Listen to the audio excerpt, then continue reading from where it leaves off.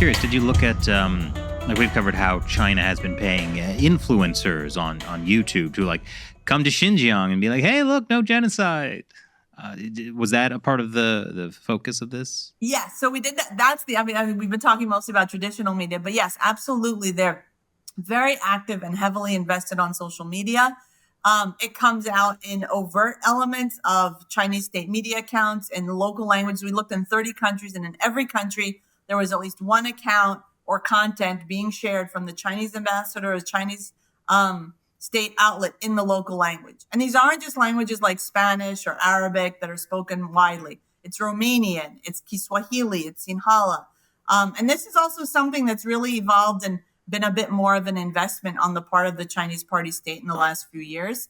So you've got that overt messaging, but you definitely have this covert element. In some places, it's kind of paying influencers behind the scenes, lots of use of fake accounts. So in about half the countries, we actually found that they were using fake accounts to amplify the post by the Chinese diplomat.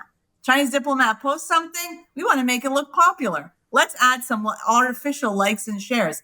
Matt, take notes. We need to do that. And that came up from some like studies people did to about half the countries. Yeah. I mean, I think there's been some reporting on that happening on Twitter. Like, what platforms are we seeing this on? This investigation was on Twitter. When we looked on Facebook, you can kind of tell when there's a bunch of comments that are all precisely and exactly worded, that there's something kind of fishy going on. So that we didn't have as much we didn't have the resources to do forensic analysis. We were relying on studies other people have done. But Facebook has emerged in terms of, I would say, a combination of these different tactics where using fake accounts also to spread specific or amplify specific falsehoods. So related to this conspiracy theory that COVID-19 originated in the United States or for death trick. Or, of course, denials about human rights abuses and Xinjiang is so beautiful and there's no camps anywhere. So things like there were a number of disinformation campaigns that were detected that were using fake accounts to share and amplify that. But they were paying people, like actual people, to spread or party it could be bots, right? That was much actually harder to unveil.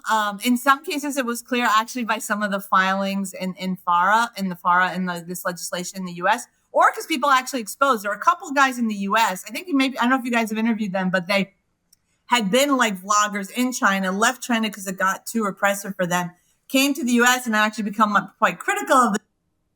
They were approached by this like mysterious company in Hong Kong, like to do, I think it was like promotion related to agriculture or something. And then they kind of thought it was fishy, but were like, let's play along. And so they write back like, yeah, we'd be interested in this. And then the outlet writes back, oh, well, that client, we found somebody else, but we have this other client. I can't remember off the top, it was Hong Kong or Xinjiang, but it was one of the two. And so then they actually exposed this whole trail of communication and a campaign by some local company in China to try to recruit influencers in the United States and in Canada to spread this type of content. Yeah, that was definitely Lawa 86 and 86. Serpent Zeta. Yeah. Quick side note, have you guys ever tried Xinjiang ketchup? It is the freshest, most delicious condiment I've ever had. You need a bottle to hold up for the product placement, Chris. Yeah. We didn't think this bit through. No.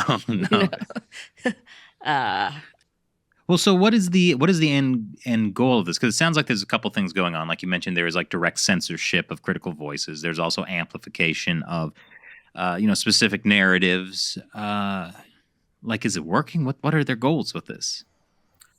I think the party's goals is one. I mean, they say to tell the story well, but I think a lot of it increasingly is to muddy the waters too. There's a lot of narratives that relate to not just, some of it's really cultural and it's really lovely and, Chinese culture is amazing. And I think it's great if, you have more people talking about it and being exposed to it. But then you do get these more problematic narratives related to, trying to discredit well-documented content related to human rights abuses. but also a lot of like anti-US, anti-Western narratives.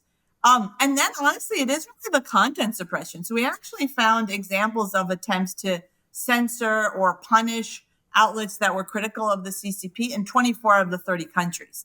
And in about half the countries, the ambassador picked up the phone themselves. In 17 countries, it was local media owners or local officials who tried to suppress the content. And then you've got like cyberbullying and cyber attacks and things like that was happening in fewer countries.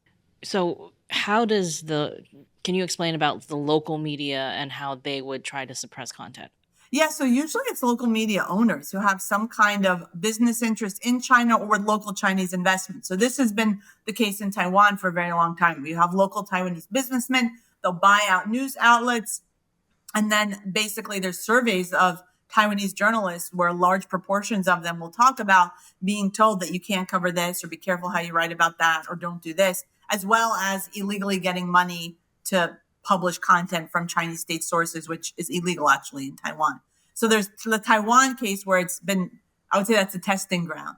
But then you've got, again, anecdotes from a variety of other countries. Nigerian journalists will say that the editor will soften, gets wined and dined regularly by the Chinese embassy and then will soften a story that's critical of the Chinese government.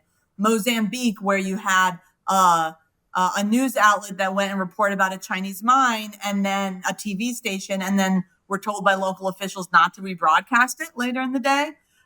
In Panama, where a journalist around, I think it was a visit of Xi Jinping or maybe some other kind of big upgrade in relations, was told, you better not write too critically. We don't want to lose advertising. So it's where there's economic leverage. And then in some cases, there's preemptive censorship by local officials.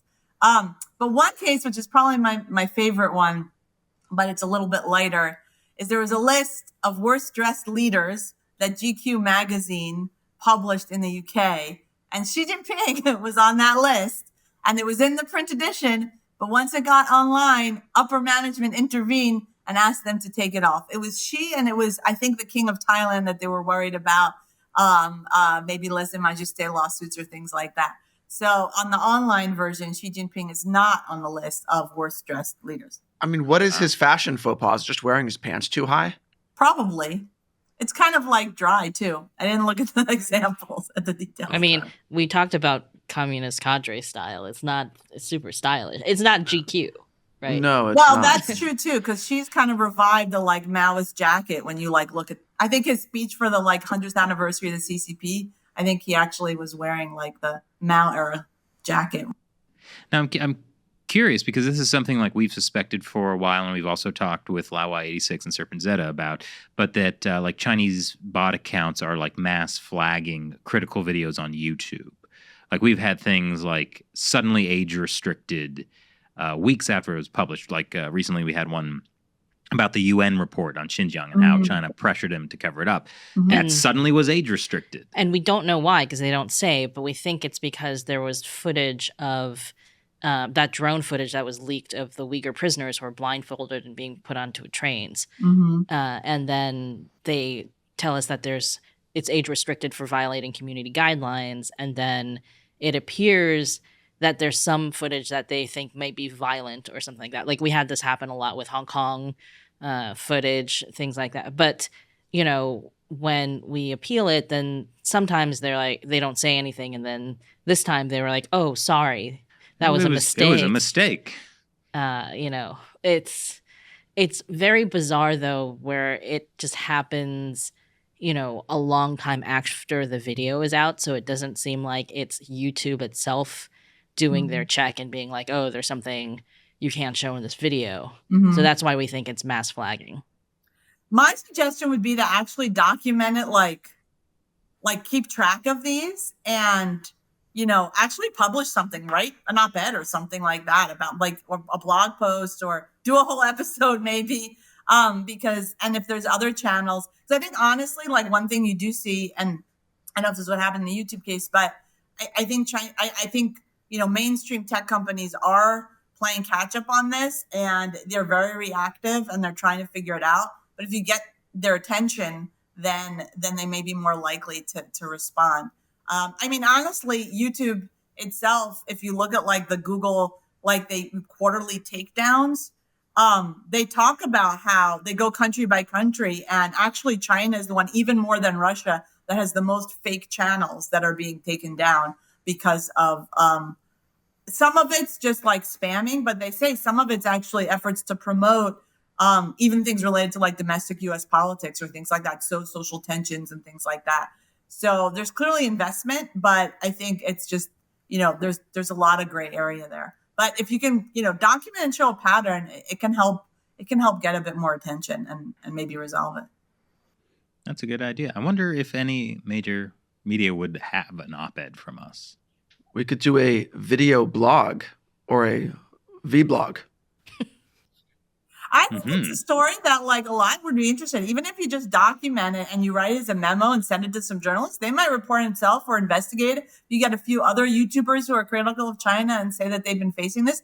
I think to the credit of expertise and forensic analysis being done to try to report on this, ProPublica's done pieces, the New York Times done pieces. So, I think if there's a real pattern, then there's an audience for this, to be honest.